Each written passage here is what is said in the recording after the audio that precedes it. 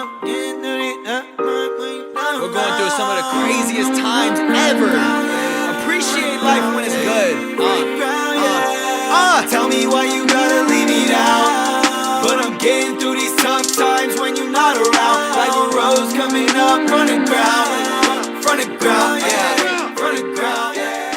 What's up, everybody? Welcome to another episode of the Indie Music Money Podcast with your host, Rob Boss. I'm super excited to share this interview with you.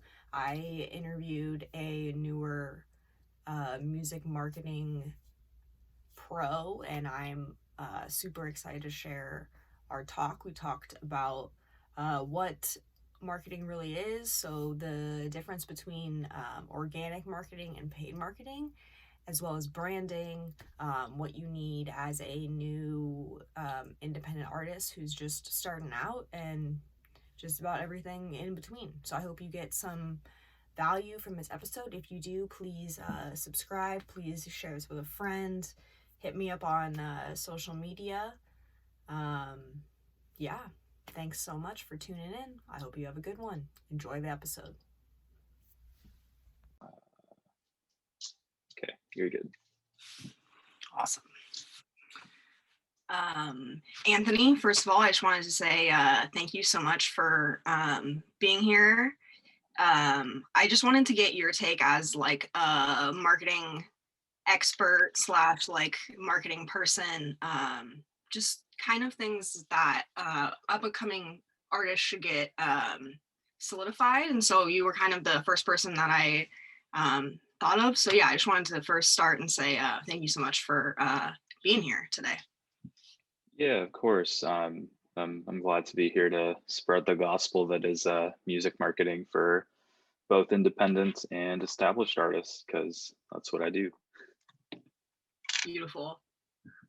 So first, I just wanted to get a quick intro about who you are and what kind of led you to the marketing field. Yeah, as you mentioned, my name is Anthony. I always tell people I have a love for music and marketing, and all my whole mantra, or just my philosophy and everything, is just trying to make those two things like peanut butter and jelly or whatever. Just because I'm a huge believer in you can't have one without the other, especially in today's climate.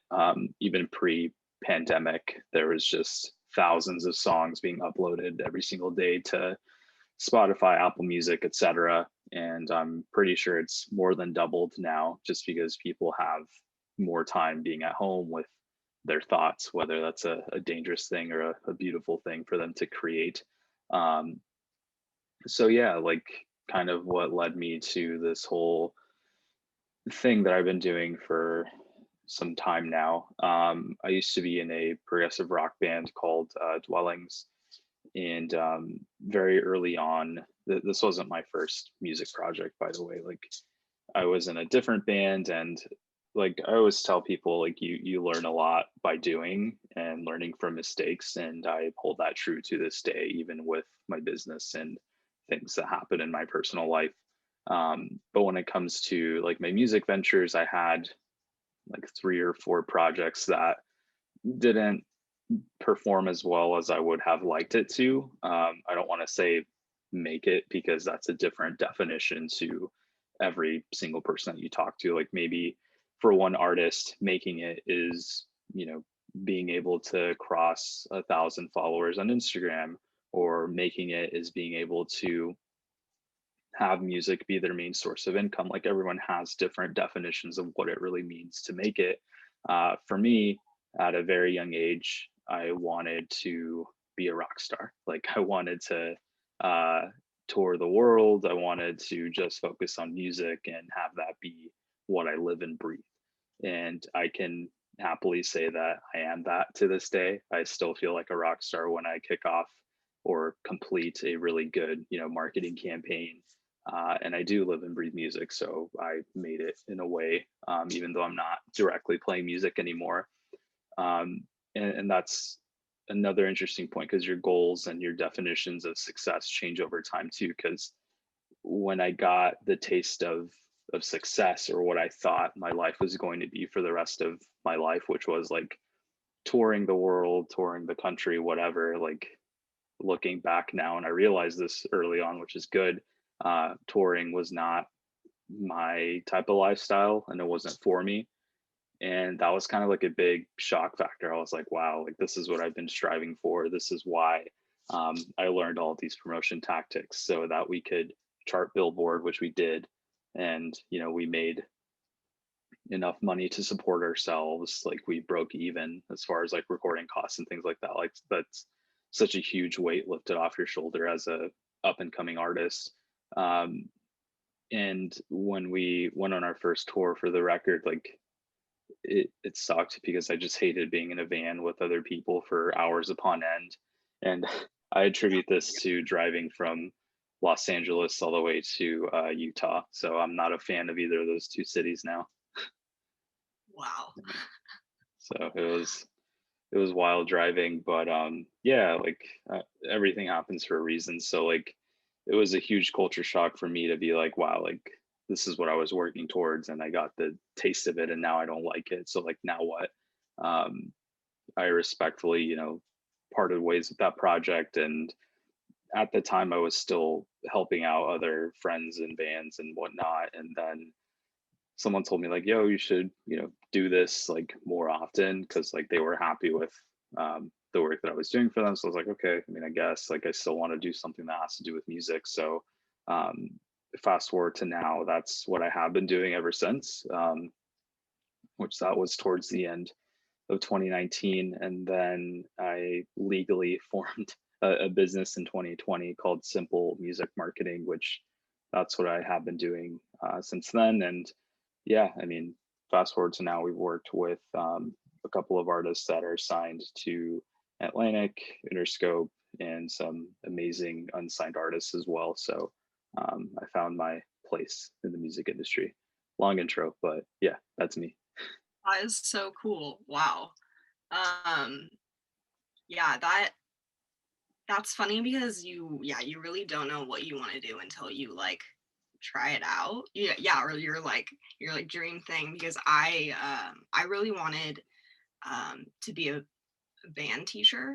I thought that was like going to be the greatest thing for me, because when I was younger, I just was like into band. It saved my life, so I was like, I really want to do that for someone else.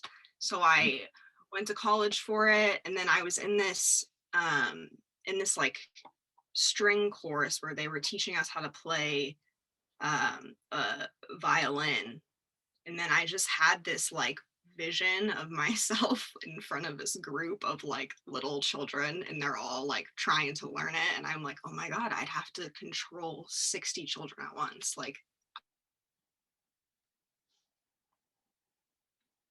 I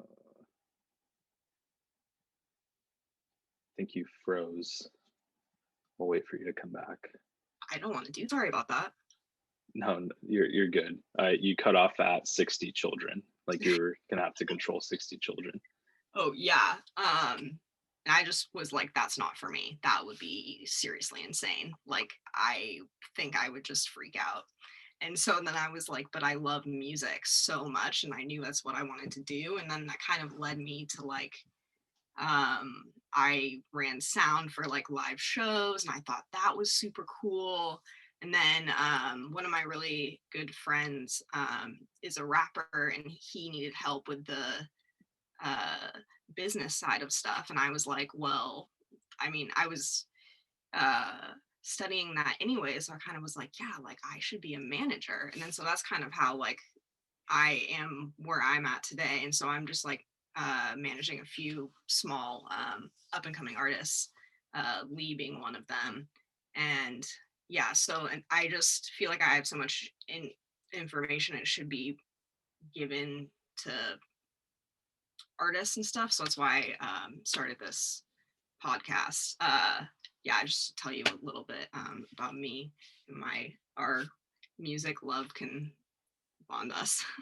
Yeah, that's awesome. Yeah, I'm happy to hear that. You eventually did find what makes you happy, and it's always good meeting other people that have the same vision as far as like helping other musicians, because yeah, some people don't like that.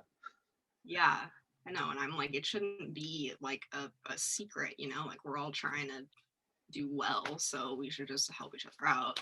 Um, but Yeah, I attribute that to just the music industry being so stuck in its own like old ways. Like just from a business side of it, which I think this is like the only thing I learned when I was going to college. Most industries change like really rapidly. Like there's like a huge change in industries every so often, but for the music industry, like I don't feel like we've had that. Like I think the biggest thing to have happened was obviously the pandemic, but that's just industry wide, like not even outside of music. But the biggest thing was like when Spotify came into the picture to, you know, stop illegal downloads. Um, but yeah, like I don't want to get into all of it, but yeah, yeah, everyone is stuck in their old ways. I'm with you on that. Yeah, I know it's very slow, but I feel like there are a lot of people that I meet that are trying to like change it in their own way, you know. So I'm just trying to work with people like that. So yeah, this is cool. So what do you think are the like marketing basics in music? Um, there's a lot, and I think the first step to figuring out marketing for music specifically is defining what marketing means. Because what after having multiple different conversations and just comments that I get on, you know, TikTok or Instagram or whatever, like everyone has a different definition of what marketing is, which is good, because there are different types of marketing, as well as good and bad marketing. So, are you more so referring to like for me, marketing encompasses a bunch of things. Like there's or the two biggest categories is like paid and organic marketing, which paid marketing to me is like your Facebook and Instagram ads, your YouTube ads, etc. And then the organic marketing is like creating content, building a story and a narrative, which both of those things most definitely go hand in hand. However, I still am a true believer in organic marketing being the first thing that musicians should venture into. And the reason behind that is because you can't pump in thousands of dollars into Facebook and Instagram ads and expect to achieve what it is that you want to achieve when you haven't gone through the steps of, you know, making sure your music is up to the standard that other tracks on DSPs or Spotify and Apple Music are. You can't expect a song to take off if you don't have some form of branding, such as like artwork or a logo or a name and things like that. So, um, for me, like I always tell people that the essentials are not really something that I myself or my team like engages in. Um, so, for example, we do something called media buying or pay per click or ads management, whatever you want to call it. At the end of the day, it's just us creating, well, engaging in the paid side of marketing. We don't really do much in the organic side. Um, and artists sometimes get discouraged when they reach out, and I, you know, unfortunately cannot work with them. And that's because they don't have the essentials, you know, checked off, which are the organic marketing things. So most of the time it's, and again, this isn't a numbers game by all means, but for example, if I get an inquiry through our website and I visit your Instagram and you haven't posted anything in the past like 6 months, like what do I as a marketer have to work with for one? And two, like why aren't you doing things that cost $0 to promote yourself, you know? So I think that is a huge component to consider before even venturing out into hiring someone to do your marketing for you. And in the early stages, we did do like the whole full service agency type thing to where we helped artists figure out, you know, who to go to for graphic design, who to go to for video production and things like that. But like, there are people out there that do that in a more effective manner and arguably are better than I am. And when it comes to like recommending that, and I've sort of found my place, if that makes sense, which kind of sounds weird to say, like, no, you like stay in my own lane, which I tend to do that a lot with our current clientele. Because, for example, when we work with um, you know acts that are signed to Interscope or Atlantic, for example, they have a team that's in charge of the organic content. They have a manager that's in charge of the big picture stuff. Like, my role is to take all of that content and connect the dots for them on the online space. Um, so yeah, step one, get Yeah. the foundation built, if that makes sense. Definitely. I love that.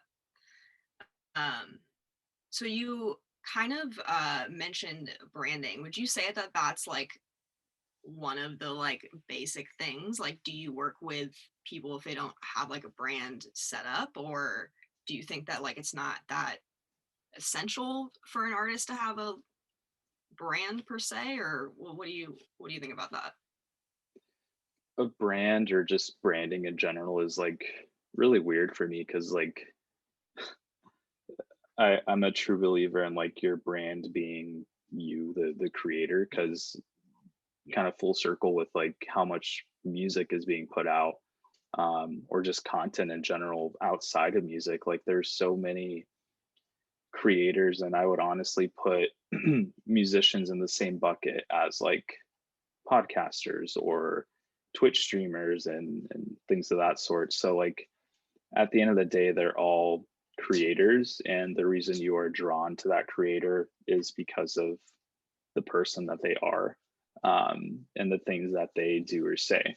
So I get this question a lot, like, I don't know what my brand is, or I don't know how to brand myself. And I'm like, well, your brand is you, like, there's no one out there that is exactly like you. Like, yeah, maybe you have specific mannerisms or things that you say that other people may or may not share, but at the end of the day, like, you're the star of the whole show. Like, your music is you. Whatever, you might have songwriters, but that's besides the point. um the music video features you, the organic content is you. Like, I can't tell you how to be you. Like, I can inspire you, or I can ask you questions to kind of figure out what other interests you have outside of music that you can possibly use as like a catalyst to connect with other people. So I think it's important to get the message across, because like, if I sit down and close my eyes and listen to a record, like, I will hear, or I'll start to like relate to the person that I'm listening to, right? Whether it's through like the lyrics, or whether it's through like the music itself that I enjoy. But how do you get that across? For example, on the For You page on TikTok, like, you only have like 3 seconds until someone just swipes up or down or whatever to go on to the next video. Like, what can you do as an individual, as a creator, to connect with the people that you're potentially reaching? And again, it starts with figuring out who you are. Like, if you don't know who you are or what you're going to be talking about, like, again, there's not much to work off of or build on. And if you don't have that down, that's okay. Again, that's the role we play, to ask questions to get you thinking. Or like, for example, if you're really into cars, like, talk about cars, play your music in the background on TikTok, and the rest will happen naturally. Like, you'll become more comfortable on camera.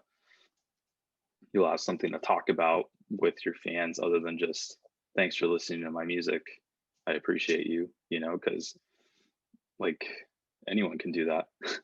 And Yeah. this isn't to like discredit Twitch streamers or anything, but like, if you think about how many people are playing Fortnite, there's so many. But the reason why people watch the streamers that they do watch is because they enjoy that person's personality. They like the inside jokes that community has, the little emote, like, I don't even know what the hell they're called, but like the little emojis or stickers that you can post on Twitch. Obviously, I don't know that platform, but Yeah. You know what I mean? Like there's, and the same thing with music. There's thousands of songs out there, and yeah, it may seem like there's no way to stand out, but there is, and it all starts with you being comfortable standing out of your shell. And Yeah. I say this from experience. Like there's a ton of people on TikTok that are, you know, marketers or whatever, or are arguably more entertaining to watch and listen than me, because I'm not entertaining at all. um, but I found a community that entrusts the things that I say. They like how transparent and direct I am, and that's my lane. You know, that's what I'm going with. Like some people may or may not Yeah. agree with what I say, but that's okay. Like I'm going to continue doing that. You know?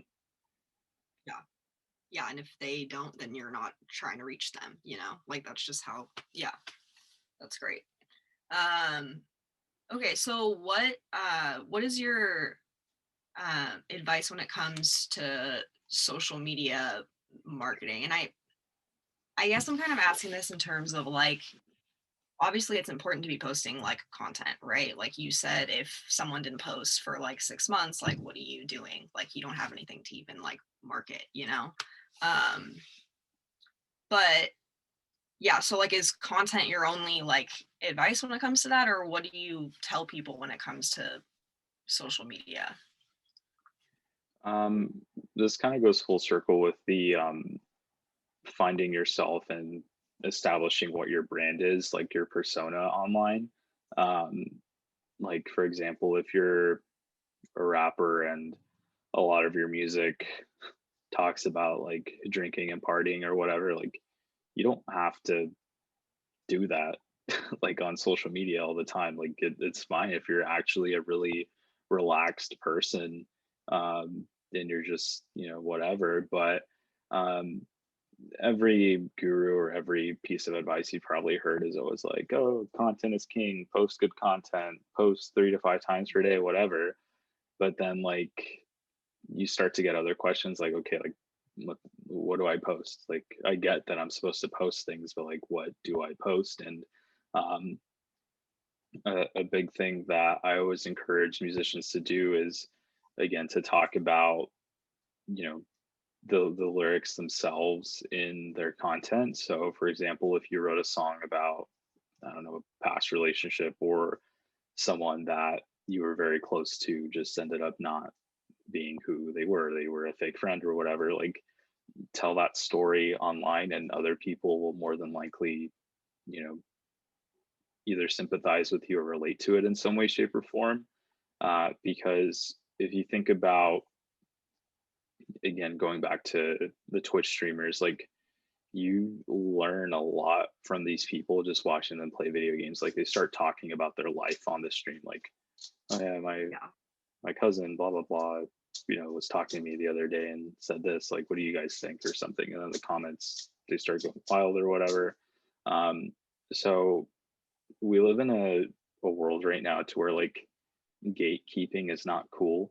Like everyone wants to know the back, like everyone wants to be taken backstage basically. Like, and you get that with platforms like TikTok or Snapchat or Instagram stories. Like I love using the example of like how, you know, 5 6 years ago Instagram was this like picture perfect world. Like you would log in and see like sunsets on the beach, um, drinks on a private jet, whatever.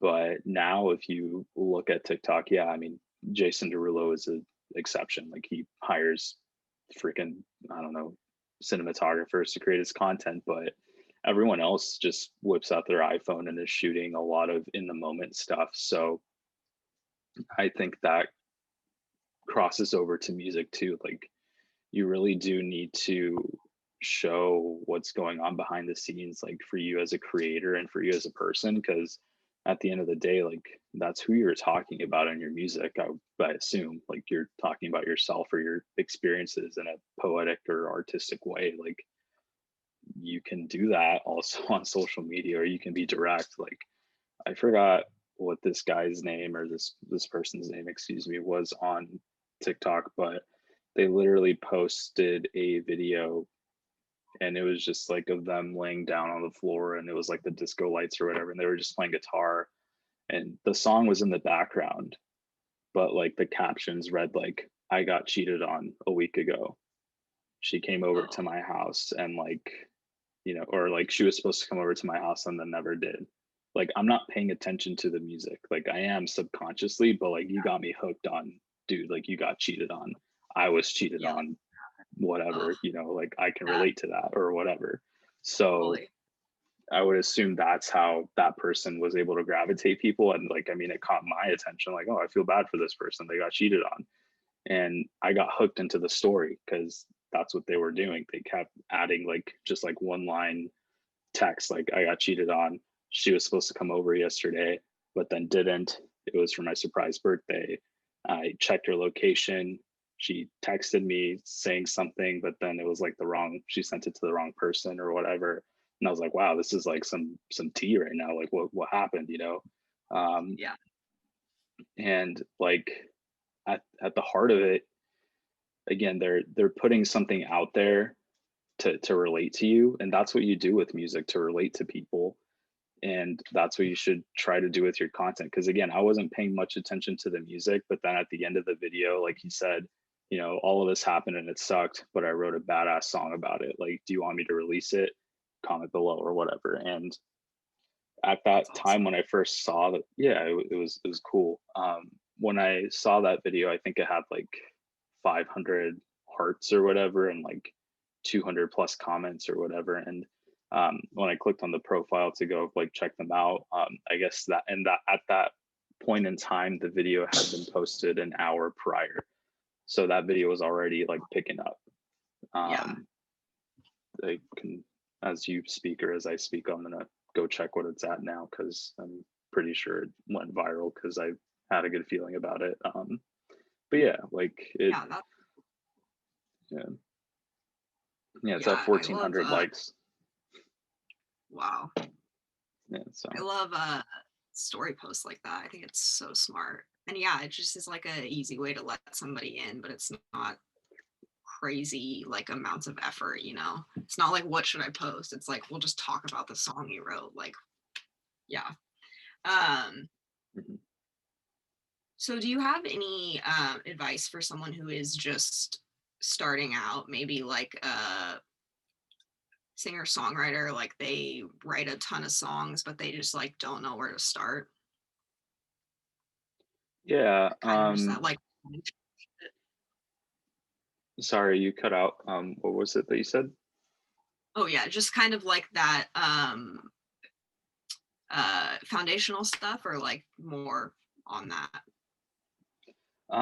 Yeah, the foundational stuff would be a great place to start, and then after that, I think really figuring out like how much music you anticipate to push out, because no one wants to, or some people might, excuse me. Like for me, like consistency is key with music in general. Like no one really wants to discover an artist that releases one song and then you never hear anything about them for another year or two, Yeah, which happens a lot with developing artists, which I get it. You're excited to put out music, so you upload a song to SoundCloud or Spotify or whatever, and you hope it picks up, and then you'll release the next one. But um, again, going back to thousands of tracks being uploaded each and every single day, like having at least 2 to 3 releases or songs like ready in your back pocket would make me feel a whole lot better, and will make you as the artist feel a whole lot better because you have something for other people to look forward to. And again, even if you only release 2 songs a year, like cool, you're releasing one song every 6 months. That's more than other artists out there. um, yeah, so I always encourage musicians to have the follow-up like ready, or at least almost ready, because if like let's say you do start to build up momentum and then you don't have any more music to put out there, like that's going to let your fans down, and they're going to go elsewhere to be fed new music more consistently. And I get it, money does not grow on trees, recording is expensive, but um, if you're really trying to put yourself out there, there's things like that that you can budget or set money aside for, or if you know that if you know the expense of recording and marketing, etc. Like no one has I always tell people, like, no one is like pressuring you into releasing music like today.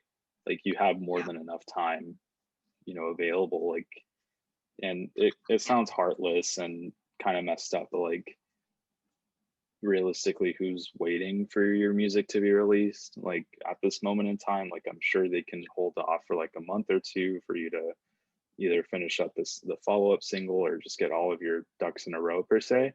Um, just because you'll feel better about it, like you'll have more content to show and share with your new fan base essentially. So yeah. Yeah, that's super smart, because I feel like a lot of people put out music without even having like a plan in place at all, and then they're like, I put out the song, now what? And it's like, no, you gotta, it's so much more than just putting it out. Yeah. So Yeah, kind of and building off. especially now, like with gatekeeping not being a thing, like there are tons of resources and blogs and YouTube videos that you can watch that they'll like a summary that they'll tell you is like release music consistently, post content consistently, bam, you're good. Like 10, 15 years ago when I was first trying to be an artist, like I didn't have any of that. Like that was all secretive. Like I didn't even know that you could schedule your release in advance. Like I thought it was like a lottery thing, like sign up for TuneCore, upload the song, and okay, it'll be live in a week. Like I got to do all this other stuff now. Like that's how I released music 10, 15 years ago. Now it's like I plan everything. Well, I haven't released music in a while, but if I were to, like, I would plan everything out, get all my foundational stuff out of the way, and then set a release date, like work backwards. So yeah. Yeah. Wow. I couldn't even like imagine it being like lottery based. Like that's, yeah, wow, things are definitely changing. Yeah, and I don't even So think that was do you like a think, thing. I just didn't know that you could schedule it, and that was just a lack of oh yeah. information on my end. So yeah. Oh, got it. Um, do you think it's better to consistently put out content or consistently put out music? I know we were just kind of like talking about this, but which one do you think people should like focus on the most? I think the music at the end of the day, like, is still the number one key component to your overall success, whatever that means to you. Um, because like I guess you could argue it both ways. Like you can have the best song in the entire world written by the greatest songwriters in the world, but that's not enough to make it like move. Um, Mhm.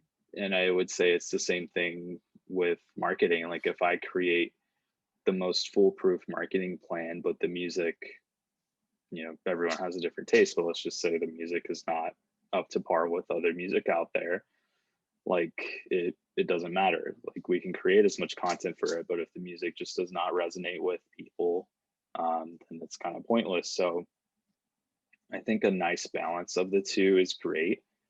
And when you're talking content, like are you talking like music videos or just like social media content in general? Because I would argue that social media content should not be something that's that difficult to do. Like anyone can do it. Like, Yeah.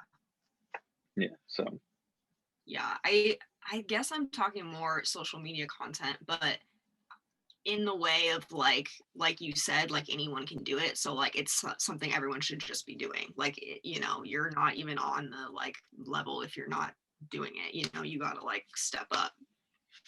yeah, because I mean, I'm not saying copy what other people are doing, but like if you go on TikTok, like there's people on there that are literally like, hey, what's up? I'm so and so. I just downloaded Logic Pro. Like, don't know how to use it. I've never written a song in my life. Follow me for the journey. And they have like thousands of followers. Like, people love people for who they are, for one, and then two, they love to listen to their music or again relate to them in some way, shape, or form. And again, I think we're in a really competitive spot in regards to like creators across the board. Again, Twitch streamers, podcasters, musicians, photographers, um like this hobbies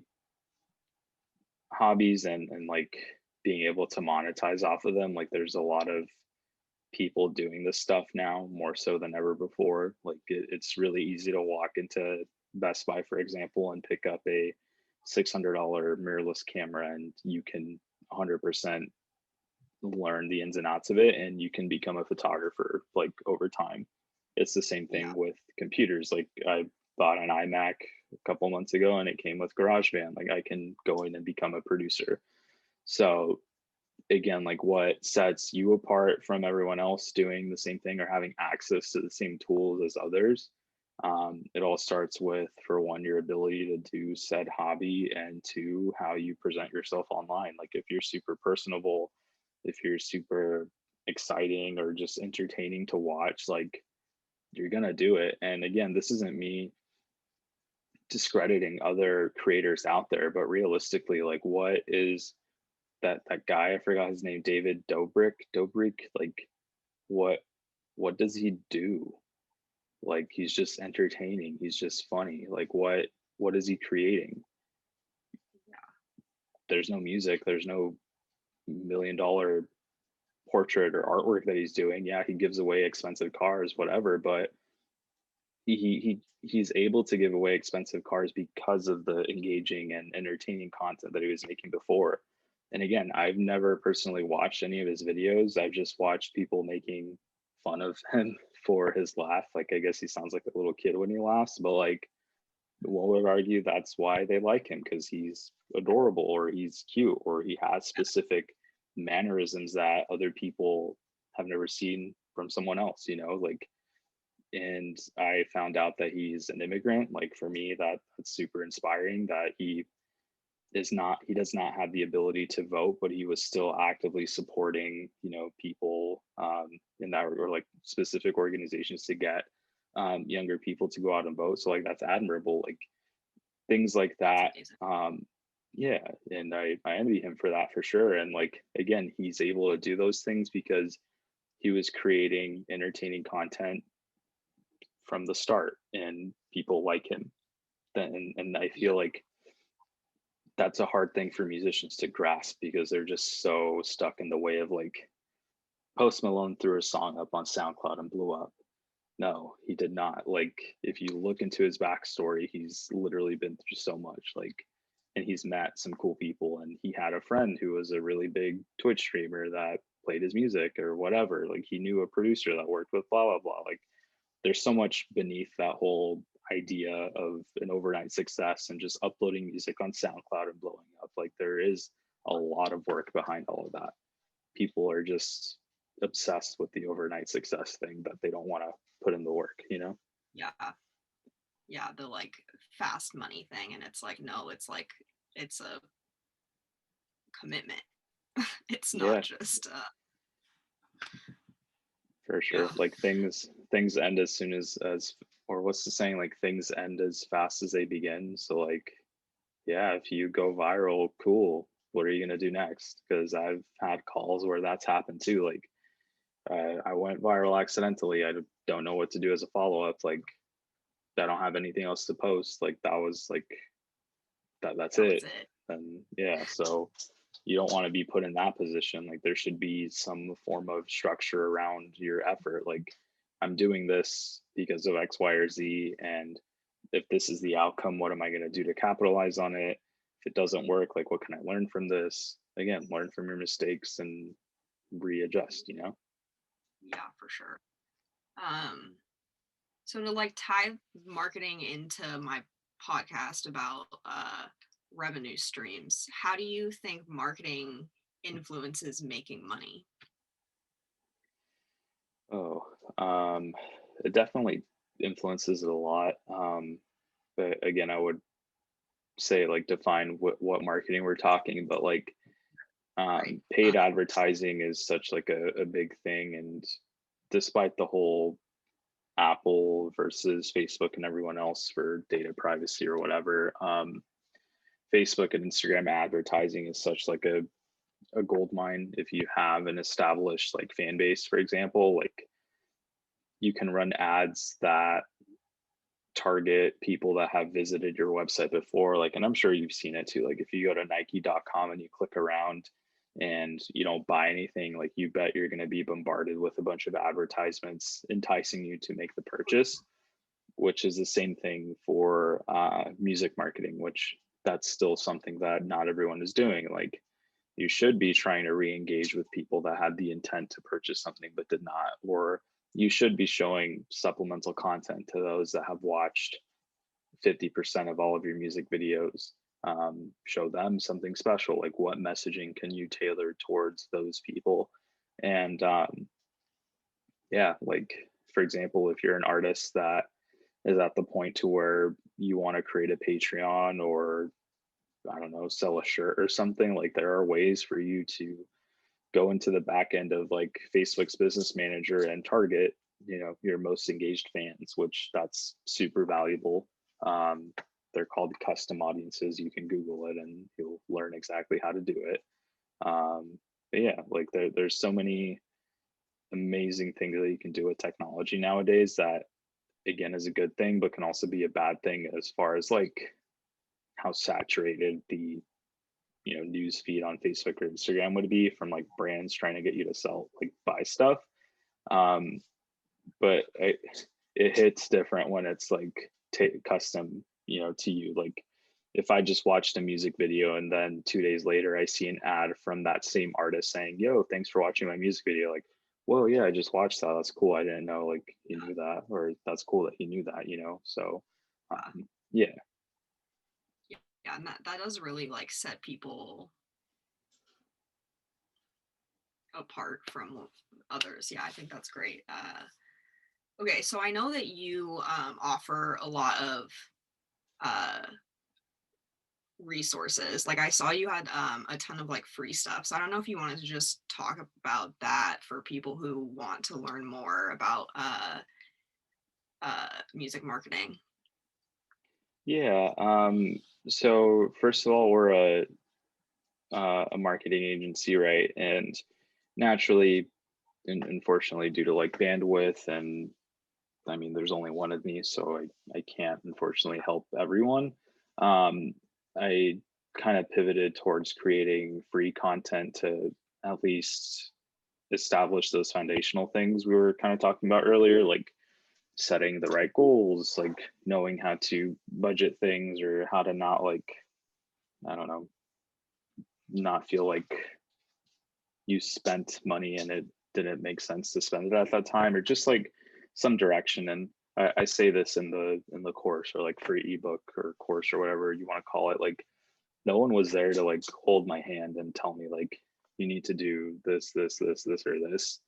And even though I'm there for these artists, or I'm telling you exactly what to do, like it's not a one size fits all. Like I'm just telling you what works for me, and I'm giving you examples of best practices, but at least you're getting a better understanding of what these things are or how these things work, because the music industry is notorious for taking advantage of those who didn't know any better, or again, the whole gatekeeping thing. Like there really is no secrets nowadays. Like anyone can learn how to do anything and everything. And like people always ask me like, why are you like putting out free and paid content for people to learn how to do what you do? And I'm like, it's no different than iMacs coming with GarageBand. Like that, those are all the tools they need to become a producer. But you bet people are still hiring the world's greatest producers. Like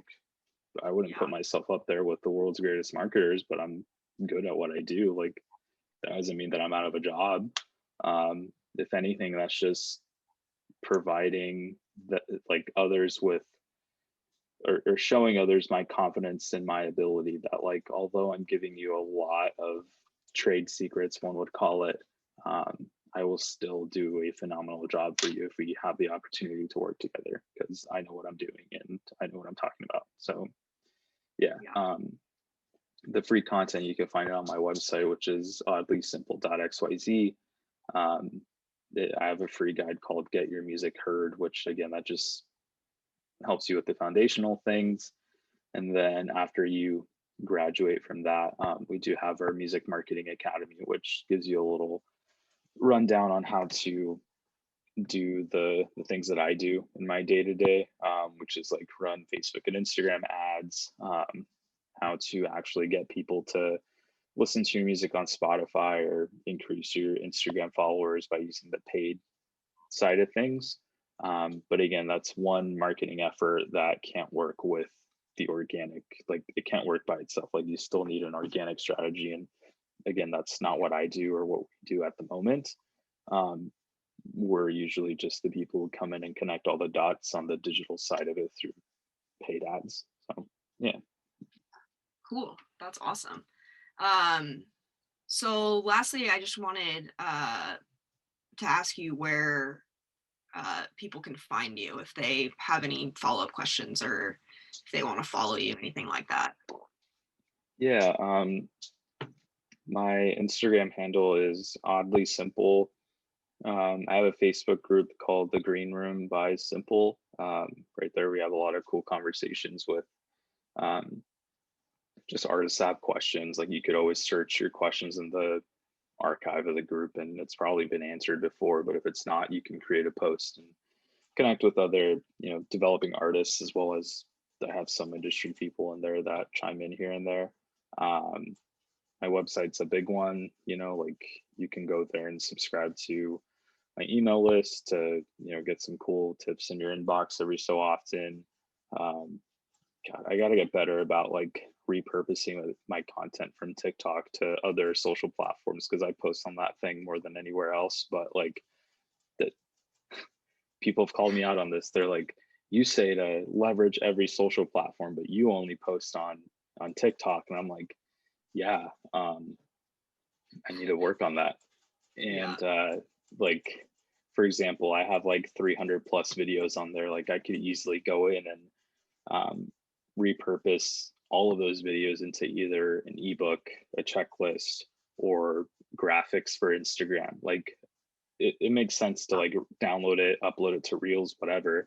But why not create like a carousel post or like just like a graphic for people to just have a visual? Because again, Instagram is this picture perfect place where people just post their picture perfect moments. But with the introduction of Reels, I think it's the same as TikTok, but people still have some like standard on Instagram to where it's like only good posts or only picture perfect moments. So I don't know. It's weird. But yeah. Do as I say, but don't do as I do. Yeah, I love that. Well, thank you so much. This was great. I feel like people will learn a lot. Yeah, thank you for your time today. Yeah, that's all I got. Cool. Yeah, thank you for having me on. I had a blast. Awesome. Sweet. Intro by me. Music by Lizzie the Gifted. Tell me why you gotta leave me down, but I'm getting through these tough times when you're not around. Like a rose coming up from the ground, yeah, from the ground, yeah. Tell me why you gotta leave me down, but I'm getting through these tough times when you're not around. Like a rose coming up from the ground, from the ground, yeah, from the ground, yeah. You wasn't here then, you're not here now. Gifted by choice movement, this is the come up. You not coming through right now, don't come through later when we pop. Cause we gon' pop by any means. 50 Cent was right, get rich or die trying. I'd rather die trying than die in that desk at a 9 to 5. Blow my brains out before I get one of them.